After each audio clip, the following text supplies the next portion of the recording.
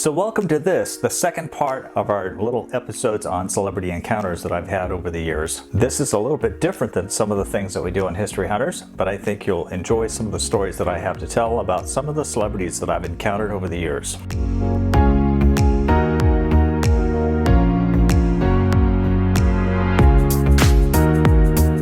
I believe it was May 1980. We went to Disneyland. My mother and my stepdad took me, and we were in Tomorrowland, and I noticed that there was some kind of attention being focused on these group of young men. They were getting their autographs. I had no idea who they were. So I went over there with my Disneyland program and got their autographs, and I looked down at the autographs. I didn't recognize any of the names, and I finally had to ask, who are these people? And they were the Knack, the rock band The Knack that sing My Sharona. So sometime in the 1990s in Oakdale, the Grand Marshal of the Parade was Richard Farnsworth, a popular actor who appeared in a number of westerns. In fact, he was in The Gray Fox and he appeared in Disney's Straight Story. Unfortunately, in 2000, he developed pancreatic cancer and he decided that he was going to take his own life in Lincoln, New Mexico at his ranch. One year when I had a layover in Minneapolis airport, I saw this man being pushed in a wheelchair and immediately recognized him. He was Max Cleland. He was a Vietnam veteran who had his legs blown off in an accident, and he was given some positions with the Carter administration. Max was also a U.S. Senator from Georgia, and he has since died. On November 4th, 1991, I obtained press credentials to attend the dedication of the Ronald Reagan Presidential Library in Simi Valley. It was an amazing event. A ton of celebrities were there right in front of the press area. Arnold Schwarzenegger was there. He signed someone's camera lens, I remember. I saw Rich Little, the comedian. Merv Griffin was there with Ivy Gabor. Dick Van Patten of Eight Is Enough was there. Comedian Phyllis Diller was there. Carl Karcher, who was the mastermind behind Carl's Jr. in the United States, was there. Bob Hope was there, and Fess Parker was there. The grand moment is when the five presidents stood on the platform for a quick photo op. So we had Nixon, Ford, Carter, Reagan, and Bush 41. Also on the dais was First Ladies Lady Bird Johnson, Pat Nixon, Betty Ford, Rosalind Carter, Nancy Reagan, and of course Barbara Bush. I also remember seeing on stage the Kennedy children, Carolyn and John were there. So I got to see him before he passed away. General Colin Powell was there, and Governor Pete Wilson. Actor Charlton Heston, who was a good Republican, he was the MC, and he was there as well. So on the drive back down the hill, you know, the Reagan Library's on top of a hill, I saw this license plate that said June, J-O-O-N. It was June Allison. I confirmed later.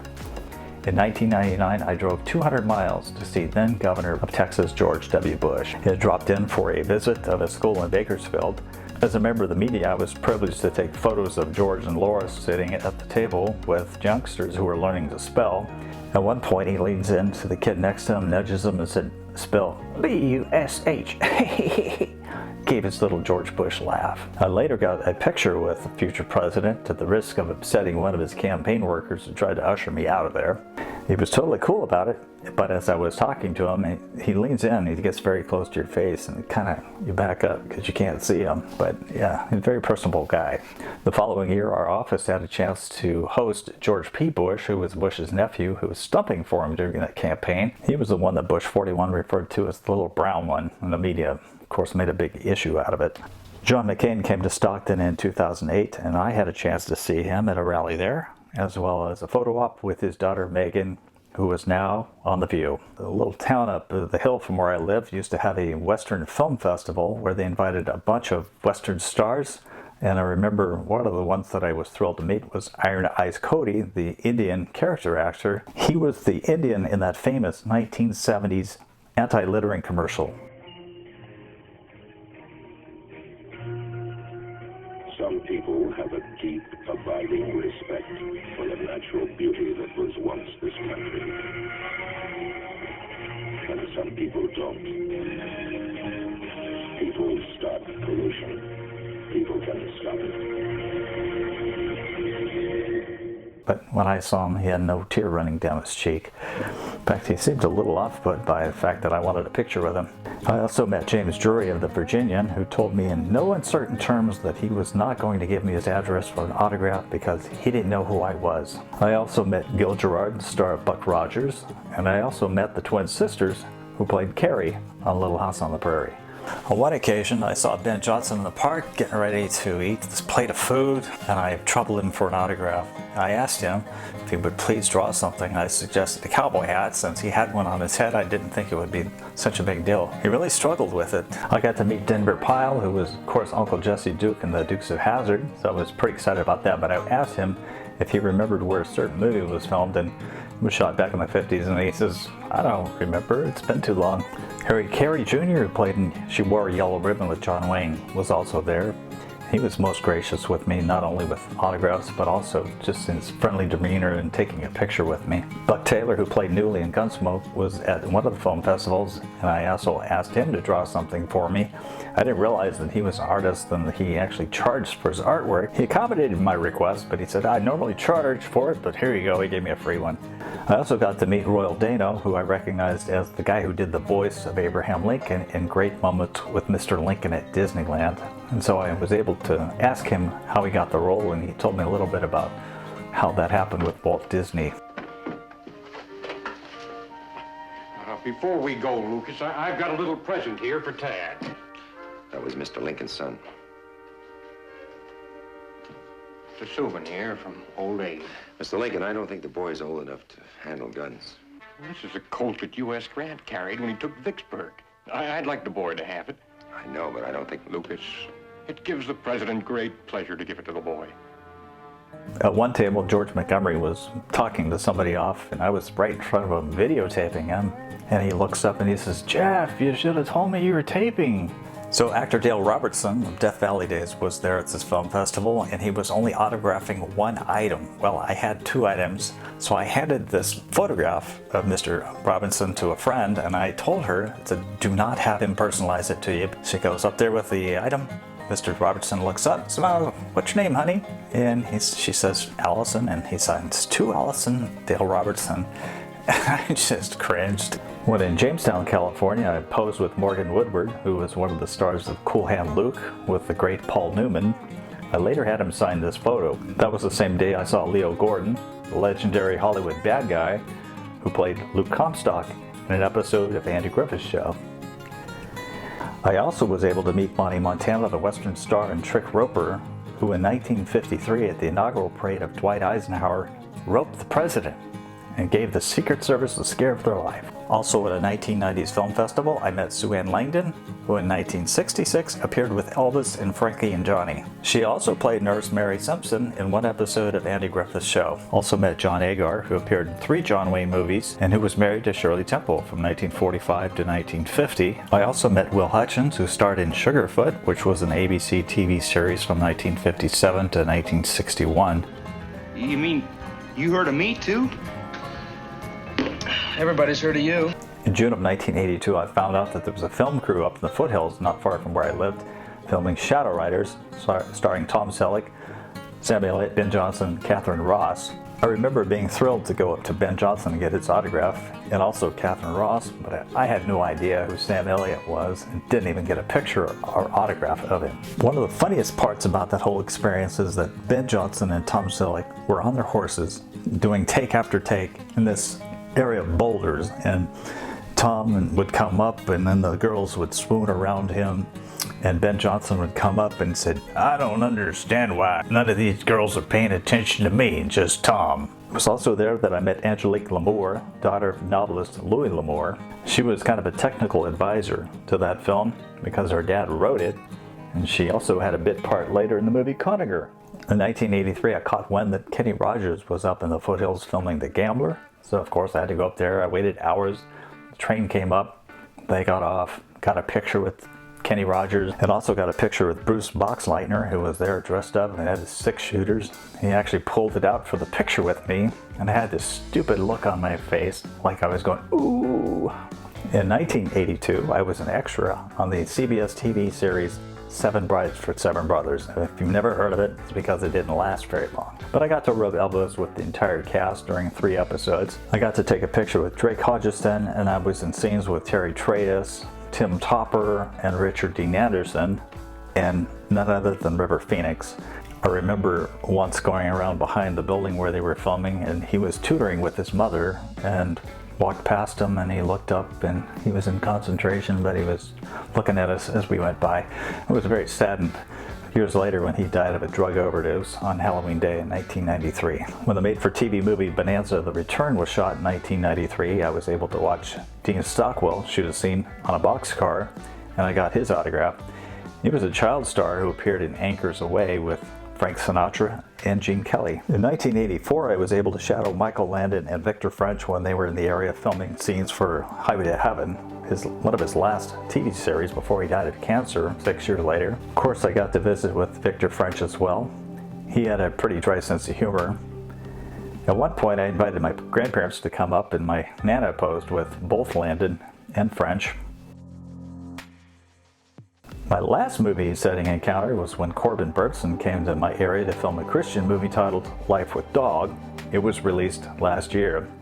After filming wrapped up, I had a chance to interview him. I understand that the cooperation of the area is also what makes this a good place for you to film. Right, that's paramount. I mean, if it weren't for the cooperation of the area, it becomes a little expensive to come up here, even though it's only 4 or 5 hours away from LA. I also shot this picture of Mary Lou Henner, who was in the back of an ambulance on a very hot day, acting like she didn't enjoy any part of that. Working as a journalist has allowed me to get close to celebrities, and once I was on the floor of the California State Assembly interviewing our state assemblyman when flamboyant Speaker of the House, Willie Brown, comes strutting in. He rolls by me, seeing me interview this legislator. He also sees that I have in my hand a tape recorder, and as he walks by, he says, "Hey Sal, don't let that guy tape you. Don't let that guy tape you." He was kind of a cocky guy. On July 10th, 1991, the phone rang at the newspaper office, and somebody at the school 2 blocks away called to let me know that Richard Simmons was in town filming an infomercial. So I dropped everything and ran running, and I did find Richard Simmons inside of a classroom, acting like a little child. At the county fair, I was able to interview Glenn Campbell backstage in the RV behind the stage. And that was the time when he came out of this drug-fueled episode of his life where he was running around doing wild things with Tanya Tucker, but he had found God by then. So he was pretty excited as he talked about that, and he talked about a new child that his young wife was going to give him. At the county fair, I also met Donna West about a year before she died from injuries in an August 1991 car crash. She signed this publicity still for me, and I remember at the time she says, "I've never seen this pose." I also saw Johnny Cash and his wife June Carter Cash. I also saw and shot pictures of Roger Miller, who was famous for his hit King of the Road. I also photographed the stuttering musician Mel Tillis, the guitar picking Roy Clark, star of Hee Haw, and the legendary, one of my favorite country singers, Merle Haggard. I also got to interview Waylon Jennings backstage. Despite his outlaw persona, he was quite a nice guy. I also got to see his wife, Jessie Coulter, and yes, he signed a photo for me, and Jessie signed the back. In the summer of 1985, I interviewed Charlie Pride backstage after he sang a number of his hits, including Kiss an Angel Good Morning and Roll on Mississippi. Also, at the county fair on August 6, 1993, I saw Johnny Lee, who slapped me so hard on the back, I felt like punching him because I have a very sensitive back. Then he charged me $5 for this Polaroid picture of the two of us. At our county fair on July 13th, 2015, I got to see Eddie Money practicing for the concert that night. He died in 2019. Once I attended a 1998 press conference featuring the legendary Bob Hope. I remember I got to hold the door open to the center for Bob Hope, who was well into his 90s and very hard of hearing. For a time, I wrote for Autograph Collector magazine, which is no longer in print. I was able to wrestle an interview with Shirley Jones at her house. So I drove all the way to Southern California to interview her. The garage door rolled up, and Shirley greets me, brings me through the garage and through the kitchen, and she introduced me to her husband, comedian Marty Ingalls, who was in his house robe. He was probably about 11 or 12. He was still in his house robe, but he sat in the room next to us just to keep an eye on me because he had no idea who I was. We had a great visit. Shirley is just a great person. I told her that I had a crush on her when she was on the Partridge Family, and she laughed and she was flattered. She said most boys my age obviously had a crush on Susan Day, but I had a crush on her because I thought she was beautiful, especially in Oklahoma. And as I left the home, Marty came up to me and said, "Hey, you got a digital camera? Can you take a picture of this?" He was selling this on a website.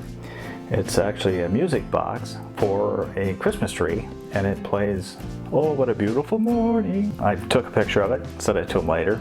He said, "Would you like to have this?" And I said, "Of course, on one condition, that Shirley signs the back of it," which she gladly did for me. See, Shirley Jones, 2003.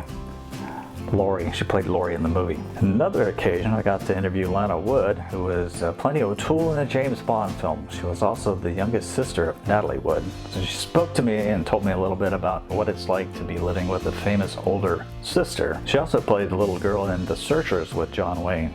I thought that was a pretty cool visit. In 2008, I got to interview two Hollywood starlets from the 1950s, Kathleen Hughes, who allowed me to come to her house. She was a famous scream queen from the time when these dumb blondes would scream at aliens and monsters and things like that.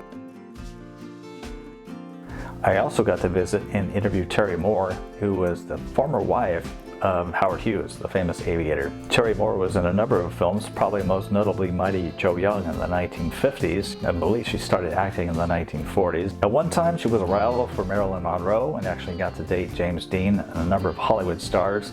I also got to know a silent film star by the name of Baby Peggy, who later changed her name to Diana Sarah Carey. She was in movies before they were talking in film, and at one point she earned over $1 million. My magazine job context included phone interviews with the famous burlesque dancer Blaze Starr, who had an affair with President Kennedy. I was also able to interview on the phone Art Clokey, who was the inventor of Gumby, who I loved as a kid, and his friend Pokey. Once I got to interview Dawn Wells, Gilligan's Island, who was promoting a candy bar. I also got to interview by phone actress and singer Gail Storm, who was the star of My Little Margie in the 1950s. And I got to interview actress Mamie Van Doren. Many of Van Doren's film roles showcased her ample curves and her on-screen wardrobe, usually consisting of tight sweaters, low-cut blouses, form-fitting dresses, and revealing swimsuits. It was during the election year of 2000 when vice presidential candidate Dick Cheney appeared in Modesto Park. I listened to his speech, and then later he pressed the flesh and I asked for his autograph. I remember handing him the card and he said, "Okay," and he whips out his pen and he starts signing. On a trip to Los Angeles in the 1980s, I pulled over at a rest stop on Highway 99, looked up and I saw a man who I instantly recognized as character actor Eddie Firestone. Firestone actually seemed surprised that I recognized him. He played in a vast number of TV shows, including 11 episodes of Gunsmoke. He was in Big Valley, Death Valley Days, Dragnet, 4 episodes of Bonanza. He was on the Rockford Files. He appeared on Hawaii Five-0, and he also appeared on The Waltons. In 1981, I was attending the taping of Lewis and Clark, starring Gabe Kaplan. It was a horrible series that lasted 1 season. After the taping, I asked Kaplan for an autograph. He didn't even look at me, and he said, "I've got far more important things to do," and he turned around and walked off. But his co-star, Geach Coop, was more than accommodating, and he spoke to us, and he was a real nice guy. In the 1988 Rose Parade, I was able to snap a picture of Muhammad Ali. Don't know where that picture went to. I also took a picture of Buzz Aldrin, the second man to walk on the moon, and one of my favorite screen actors, Gregory Peck, who was in To Kill a Mockingbird. On a trip to the Knott's Berry Farm in 1984, I spotted Jim Stafford, who was very popular in the 70s for singing "I Don't Like Spiders and Snakes."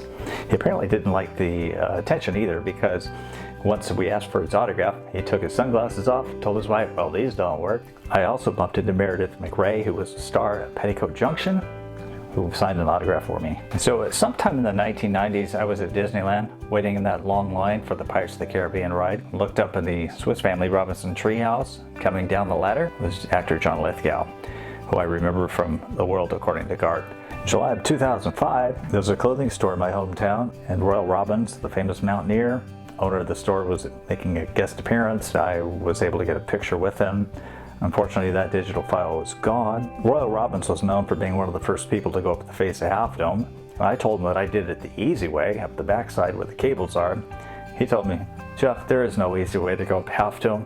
To that, I would definitely agree. I asked him if he would do a sketch of Half Dome and sign it, and he did his best. He died in 2017 at the age of 82. Once Dallas TV show Ken Kercheval, who played Cliff Barnes, came to the area, and he was promoting his brand of popcorn, and I got his autograph on the back of one of his little advertising slicks. Broadway star Carol Channing had moved to Modesto, a local town in my area. In 2011, I found out where she was going to be appearing, and I was ready with a camera and approached her. She was very frail. She was probably in her 80s at the time. I remember how she was holding on to me so that we could take that picture. Her husband Harry was right there with her and said, you know, if you want to take a picture, that's free. But if you want to kiss her, it'd be $5. And I'm glad I passed on that. A couple of years before he died, another local resident of Northern California was Richard Keel, who played Jaws in the James Bond films. He came to my hometown twice. First time was to promote a church activity. The second time was to promote pizza, where my daughter had met him here in this picture. One of the things that he liked to do was pose with people with his giant hands wrapped around their skull as though he were crushing it. There was a number of those type of photos taken that day. While he's not famous, I had an opportunity to meet Granville Cox, who was one of the original Tuskegee Airmen during World War II. He served in the U.S. Army Air Corps from 1943 to 1946. The encounter was when my son graduated from basic training at Lackland Air Force Base in 2010. Mr. Cox died in 2019 at the age of 93. In February of 2014, Sarah and I went to Las Vegas so that I could appear on Pawn Stars. Yeah, right. All right, so I didn't get the money. We had a chance to talk with Rick Harrison, the star of the show, as well as the old man, Rick Harrison Sr., before he passed away. A very droll individual. He did take a picture with us, but he had hardly any expression. And the person that you see on screen is kind of the person we saw when we had that picture taken with him. He's looking down like he lost his best friend. Mr. Harrison has since passed away. So last year while I was visiting the Lorraine Motel in Memphis, Tennessee, a couple of gentlemen in suits walked by me, and I instantly recognized Representative Jerry Nadler, who was chairman of the Judiciary Committee. He had dominated the headlines at that time because he was trying to impeach President Trump. And with him was Tennessee Democrat Stephen Cohen, who was also a member of the Judiciary Committee. I think that's just about it. There's probably a few more that I could talk about, but I don't have any photographs to go with it. I want to thank you so much for getting to the end of this one. This is History Hunters. We would love to have you as a new subscriber. If you could also give us a comment and a like, we would love you for it. Thanks so much.